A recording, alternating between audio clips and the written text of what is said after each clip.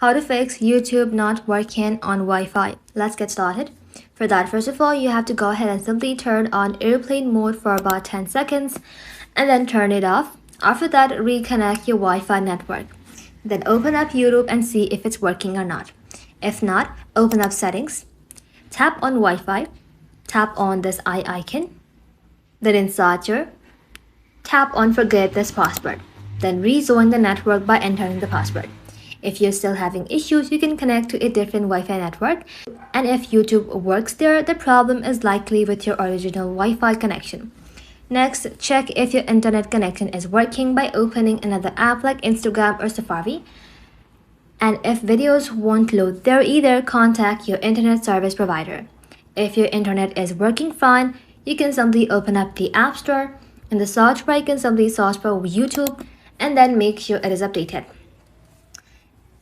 If everything looks fine and the YouTube still won't load, there may be a server outage, so check YouTube's official social media channel for updates. That's it. Thank you all for watching. If this video was helpful, consider subscribing to our channel and liking this video.